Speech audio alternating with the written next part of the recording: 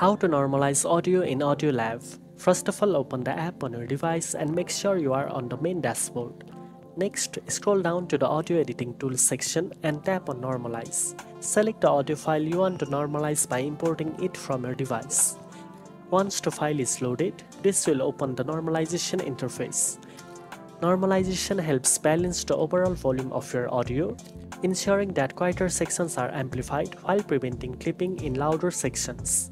You will see options to adjust the normalization level, such as Dynamic Audio Normalizer, Loudness Normalization, and Speech Normalizer. Select any of these according to your preference.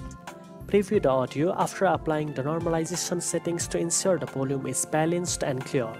Once satisfied, tap the Save button to apply the changes. The normalized audio file will be saved on your device, ready for further editing, sharing, or use in your project. Using the Normalize feature in AudioLab ensures consistent audio levels, making your recordings, music, or podcast sound professional and balanced. Now you know how to normalize audio in AudioLab. If you found this video helpful, don't forget to like, share, and subscribe for more editing tips. Thanks for watching, and I'll see you in the next one.